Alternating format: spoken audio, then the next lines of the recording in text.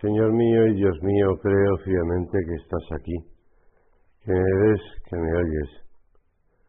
Te adoro con profunda reverencia.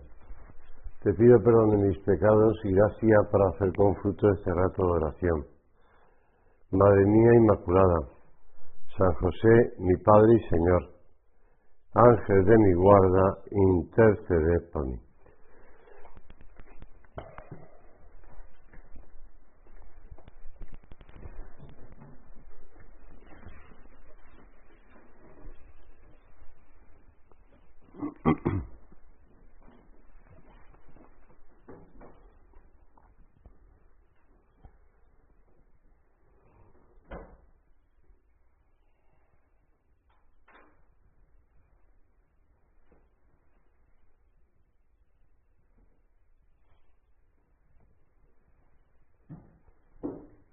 Si vosotros permanecéis en mi palabra, nos dice el Señor, sois en verdad discípulos míos.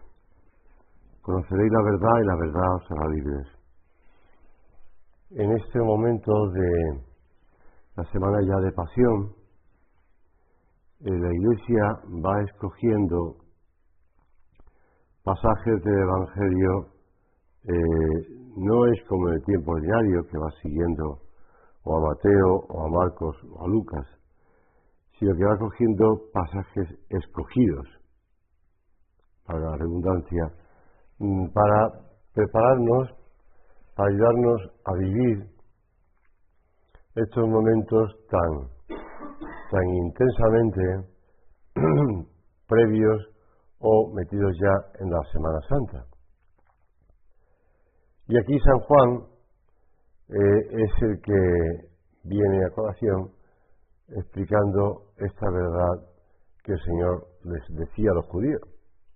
Claro, a ellos les molestó mucho, porque se consideraban del linaje de Abraham, y por tanto que a pesar de que habían estado en Babilonia, a pesar de que había sido pues estaban esclavos en Egipto, a pesar de todo eso, se consideraban que no eran esclavos de nadie.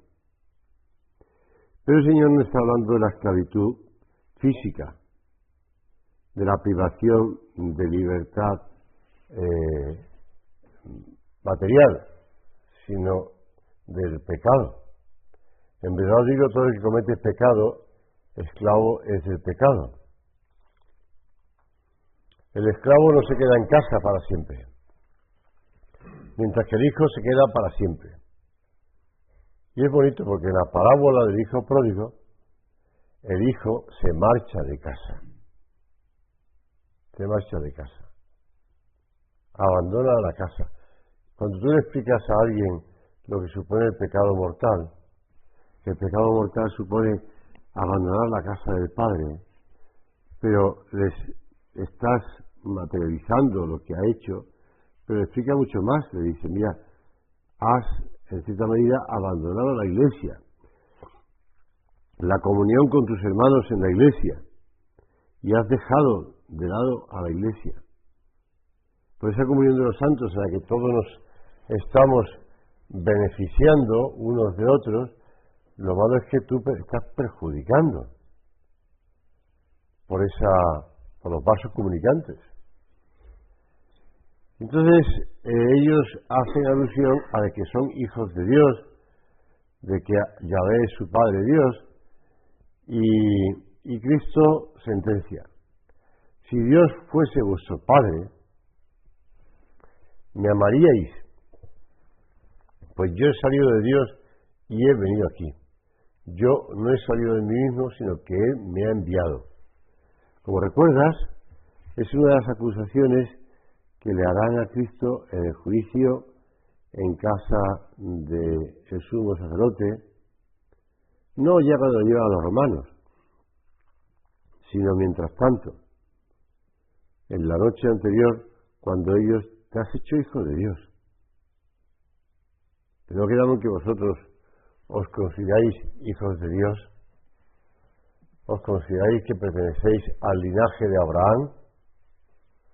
Y el Señor, en cambio, les replica. No olvidemos que tú y yo, por el bautismo, sí que somos hijos de Dios. Y que como hijos, herederos de la gloria de los hijos de Dios. Por eso, dice San Pablo, nos ha trasladado Dios al reino de su Hijo querido, por cuya sangre hemos recibido la redención, el perdón de los pecados. Hemos sido redimidos por Cristo. Redimir significa liberar por medio de un rescate. La orden de la merced surge para redimir a los cautivos por los turcos o por los moros, en los saqueos que organizaban ellos en el Mediterráneo. Y por tanto era liberar al cautivo. Y pagaba un rescate muchas veces, porque estos eran secuestrados para pagar un rescate. Redimir a un cautivo era pagar un rescate por él para devolverle la libertad. Y el Señor nos lo dice en el Evangelio de hoy. Os aseguro que quien comete pecado es esclavo del pecado. Y Cristo pagó nuestro rescate. Nosotros, después del pecado original, estábamos como en una cárcel. Éramos esclavos del pecado y del demonio.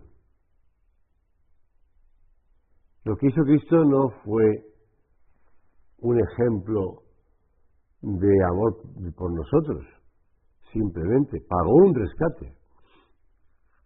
No podíamos alcanzar el cielo. Ayer hablaba con un cooperador que me decía, ¿y dónde estaban mientras tanto los que se iban a salvar, que iban a ir al cielo, mientras que Cristo no? Y dije, pues recuerda el credo, bajó a los infiernos. Es decir, estaban, llamamos el seno de Abraham, esperando, pero no era el cielo.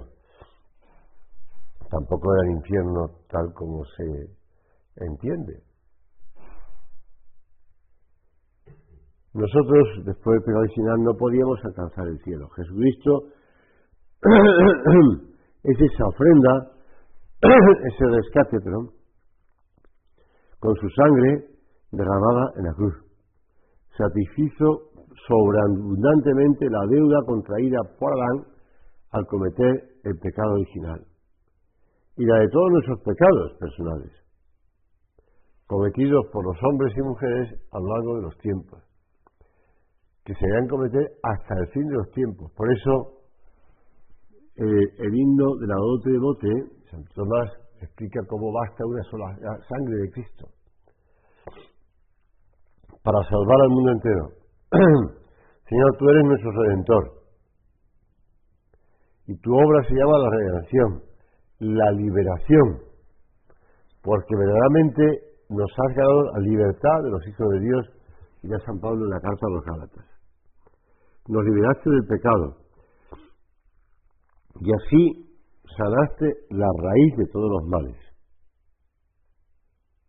Por eso nosotros, cuando contemplamos el mundo que nos rodea, ese mundo que está, por una parte, en crecimiento, está en expansión, lo vamos viendo me refiero a la Iglesia, ¿no?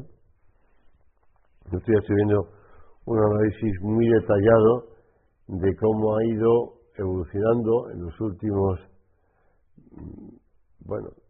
30, 40 años, las vocaciones al seminario y las ordenaciones sacerdotales. Evidentemente, los años después de San Juan Pablo II hubo un crecimiento grande en todo el mundo, no solamente en África o en Asia, sino en todo el mundo. Pero después volvió a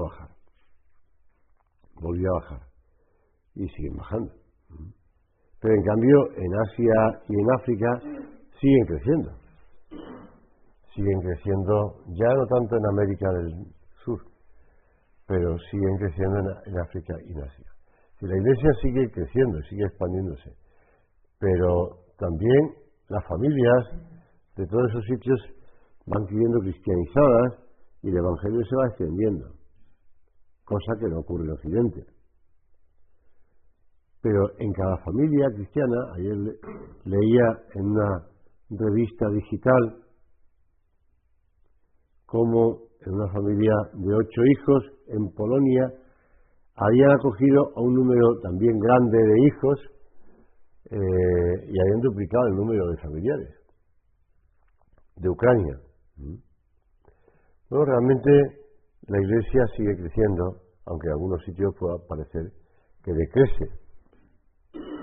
Pero la realidad es que la gracia de Dios sigue actuando. Por eso cobran sentido las palabras del Salmo, que la liturgia de la Iglesia suele rezar en este tiempo de Cuaresma. Dominus illuminatio mea et salus mea curenti mevo. Perdón, que nosotros también la rezamos todos los días. El Señor es mi luz y mi salvación, ¿a quién temeré? Si un ejército acampa contra mí, mi corazón no tiembla. Si me declaran la guerra, me siento tranquilo. Si no se hubiera curado el mal en su raíz, que es el pecado, el hombre jamás habría podido ser verdaderamente libre y sentirse fuerte ante el mal. Tú, Señor, quisiste padecer voluntariamente el dolor y vivir pobremente para mostrarnos que el mal físico y la carencia de bienes materiales no son el verdadero mal. Solo existe, dice San José María, un mal verdadero que hemos de temer y rechazar con la gracia de Dios, el pecado. Y esa es la esclavitud más honda, es la única desgracia para toda la humanidad y para cada hombre en concreto. Los demás males que aquejan al hombre solo es posible vencerlos parcialmente en esta vida, evidentemente, pero totalmente en la otra, a partir de la liberación del pecado. Más aún, los males físicos, el dolor, la enfermedad, el cansancio, si se llevan por Cristo, se convierten en verdaderos tesoros para el hombre. Y entonces nosotros nos sentimos corredentores con Cristo.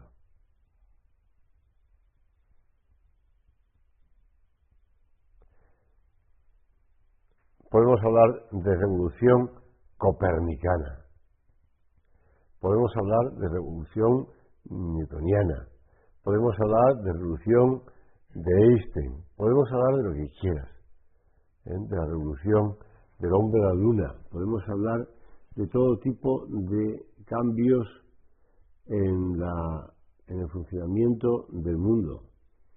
Pero realmente la revolución obrada por Cristo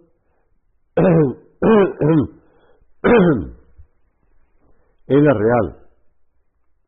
Esta es la revolución real, la grandiosa, la que solo se puede entender en la oración con la luz de la fe, ¿de acuerdo? Pues hay personas que no lo entienden, pues son las personas que hablan del fracaso de Cristo. Y por eso te dice San José María en ese punto de camino, tantas veces hemos meditado.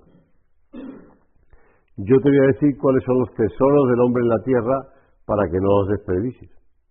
Hambre, sed, calor, frío, dolor, deshonra, pobreza, soledad, traición, calumnia, cárcel.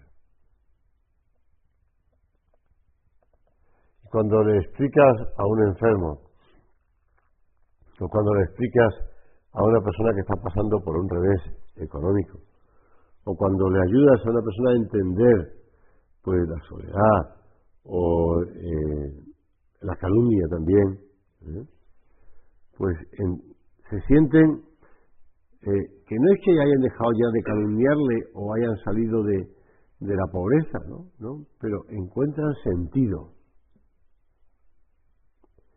Podemos examinarnos nosotros si de verdad consideramos el dolor físico o moral como un tesoro que nos une a Cristo. Podemos preguntarnos en la oración ahora, ¿hemos aprendido a santificarlo? ¿O por el contrario, nos quejamos? ¿Sabemos ofrecer a Dios con prontitud, con serenidad, esas pequeñas mortificaciones que procuramos hacer especialmente en Cuaresma, pero bueno, en toda nuestra vida? Y esas mortificaciones o esas contrariedades que nos vienen a lo largo del día, que no están previstas, que no las tenemos presentes, las ofrecemos. Por eso tú tienes que repetir con el Salmo, es el Salmo 26, Vultum tum Domine requiram. Es el Salmo que la Iglesia lo coloca en este tiempo para que también nosotros lo repitamos en la misa. ¿Cuándo veré tu rostro, Señor? Tu rostro buscaré. La contemplación de Dios saciará nuestras ansias de felicidad. Y eso tendrá lugar al despertar, porque la vida es como un sueño. Y así la compara muchas veces San Pablo. La vida es como un sueño. ¿Recuerdas el rostro de Cristo? Herido por la corona de espinas, herido por los desprecios, por las burlas, por los salivazos, por la flagelación. Realmente ese rostro de Cristo es el rostro que manifiesta esa persona que padece ese dolor físico, esa enfermedad, o ese revés económico, o esas saliva, escupitajos de la calumnia, o de la cárcel. Y ahí no vemos a Dios, vemos pues como un malherido, dice la Biblia, como un gusano despreciado, varón de dolores. En estos días irá apareciendo el varón de dolores del profeta Isaías. El varón de dolores. Pero es el rostro de Cristo. No lo olvidemos. Ese Cristo que resucita. Por eso le decía el Señor a Pilato, mi reino no es de este mundo. Yo he venido para que tengan vida y la tengan en abundancia, añade. No se refería a una vida terrena cómoda y sin dificultades, sino a la vida eterna, que ya se incoa en esta vida, evidentemente. Pero vino a librarnos principalmente de lo que nos impide alcanzar la felicidad definitiva, el pecado, el único mal, la condenación fruto del pecado. Si el Hijo nos hace libres, seréis realmente libres, me dice el Señor. Se lo ha dicho a los fariseos y nos lo dice a nosotros. Y nos dio también la posibilidad de vencer las otras consecuencias del pecado, la opresión, la injusticia, las diferencias económicas desorbitadas, las envidias, el odio, o padecerlas por Dios con alegría, cuando no se pueden evitar. Ya nos están amenazando que las clases pobres van a ser más pobres. Por culpa, sí, le echan la culpa a la guerra de Ucrania, pero bueno, no solamente es eso. La guerra de Ucrania, la inflación, pues el COVID producido en los países productores como China, y bueno, pues estas cosas que nos están amenazando. Pues se puede vivir con menos medios económicos, se puede vivir con menos movilidad, se puede vivir con menos capacidad se puede vivir y se puede morir también. Es dar valor a la vida que Cristo nos ha ganado, que todos los bienes terrenos deben estarle subordinados. De ninguna manera quiere decir esto que los cristianos vivamos en cuevas y con piel de animal, como vivía San Juan Bautista, y alimentándonos de langosta, es decir, de saltamontes, y de miel silvestre. No. Evidentemente hemos de seguir trabajando por extender el reino de Cristo en la tierra, y hemos de saber, pues, poner nuestros medios para que la economía vaya mejor, para que haya paz, para que la inflación, pues, todo. Pero toca a cada uno mantener esta subordinación de todos los demás bienes al bien absoluto del hombre y asumir el compromiso de hacer la caridad y en ocasiones la justicia, de hacer un mundo más humano y más justo. Pero lo que no podemos nunca es pensar que estamos perdiendo, vamos a decirlo así, y que nos estamos quedando solos. Cuentan los mayores del lugar y lo que hemos estudiado la historia cronológicamente, que antes del alzamiento de Franco hubo la famosa Sanjurjada. Además, si tú ves la historia, la vida de San José María, cómo él fue a visitar a la cárcel a algunos que se habían pronunciado en esta sublevación de Sanjurjo, del general Sanjurjo, el 10 de agosto de 1932 en Sevilla. Bueno, pues no hubo mucha gente y fracasó su alzamiento. Y durante el consejo de guerra que se le hizo le preguntaron: ¿con quién contaba usted para la sublevación? Y la respuesta de él puede pasar un poco a la historia, ¿no? Si hubiera triunfado, con todos, incluso con usted. Pero como he fracasado, con nadie. Claro. Pues no podemos pensar que Cristo ha fracasado y que no cuenta con nadie, porque la verdad no es esa. Al contrario, el precio que Cristo pagó por nuestro rescate fue su propia vida, y no perdió la vida para fracasar. Lo que nos está mostrando de ese modo es la gravedad del pecado y cuánto vale nuestra salvación, cuánto apostó el Señor por ti, cuánto puso encima de la mesa por ti. San Pablo también te lo recuerda: has sido comprado a gran precio. Y a continuación añade: glorificad a Dios y llevadle en vuestro cuerpo. Claro, la consecuencia de lo primero: has sido comprado a gran precio.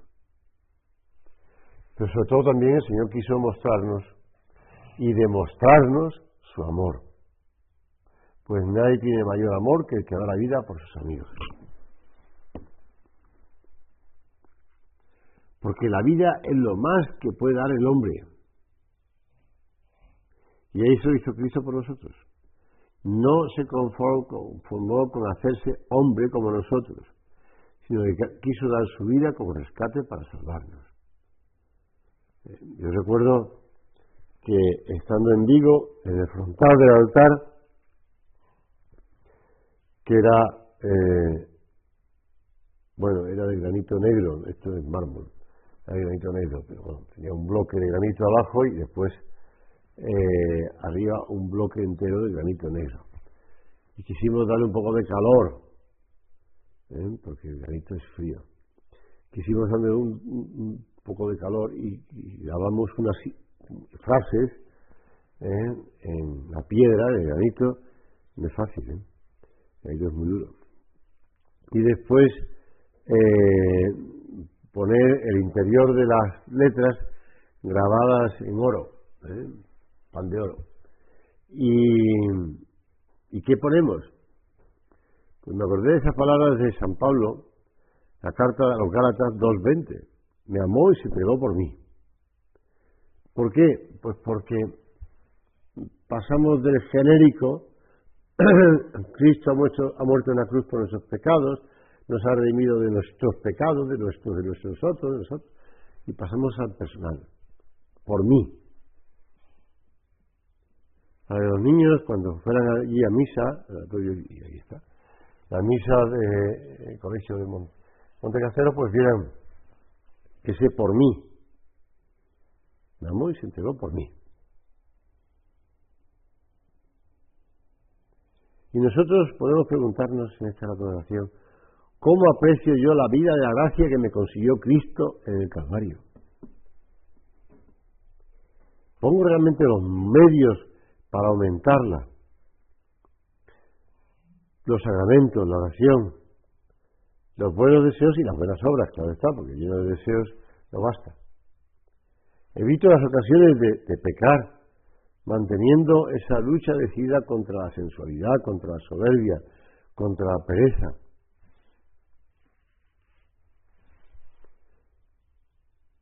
Para no ser esclavo del pecado. El aparente fracaso de Cristo se vuelve en redención gozosa.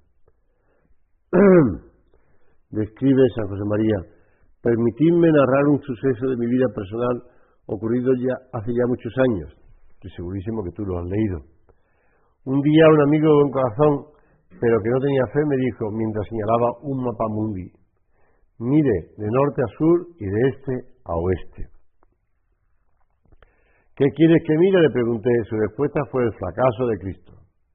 Tantos siglos procurando meter en la vida de los hombres su doctrina y vea los resultados. Me llené, dice, en un primer momento de tristeza. Es un gran dolor, en efecto, considerar que son muchos los que aún no conocen al Señor y que entre los que le conocen son muchos también los que viven como si no lo conocieran. Pero esa sensación duró solo un instante para dejar paso al amor y al agradecimiento, porque Jesús ha querido hacer a cada hombre cooperador libre de su obra redentora. ¿Sí?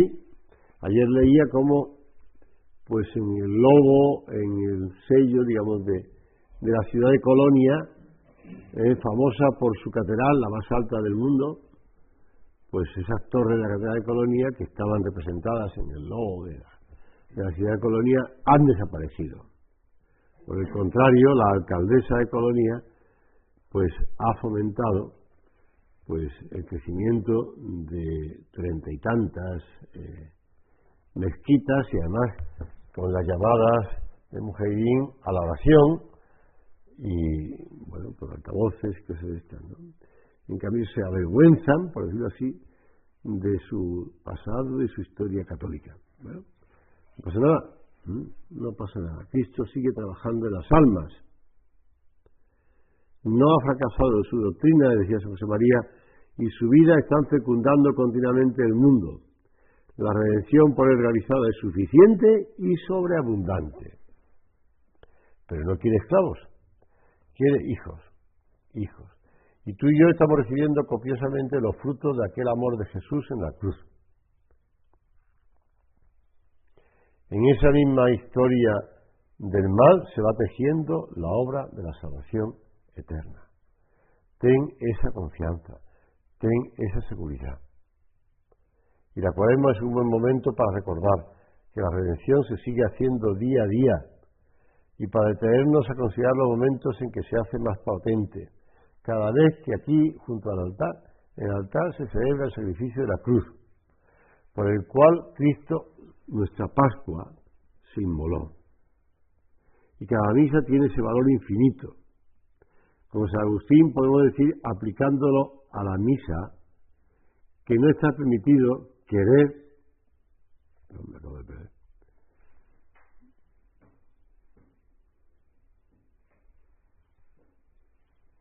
Bueno, pues nada, seguimos perdiendo.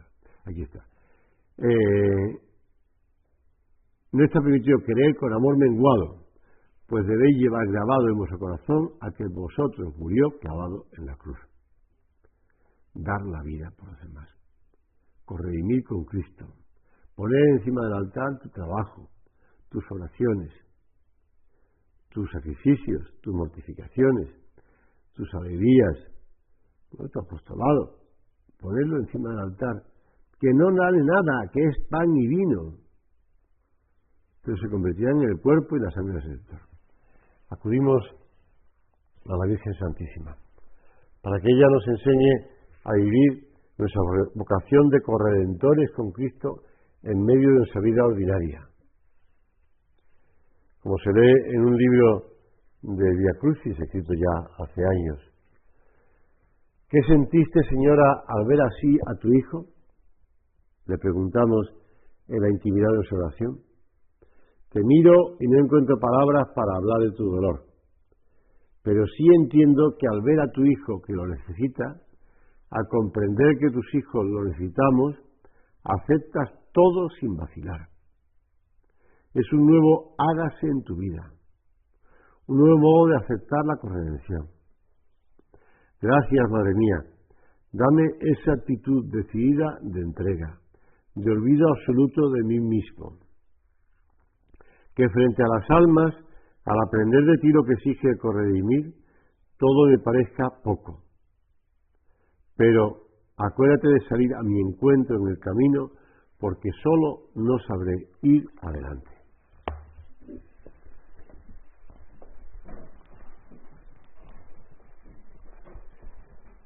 Te doy gracias, Dios mío, por los buenos propósitos, afectos e inspiraciones que me has comunicado en esta meditación. Te pido ayuda para ponerlos por obra. Madre mía Inmaculada, San José, mi Padre y Señor, ángel de mi guarda, intercede por mí.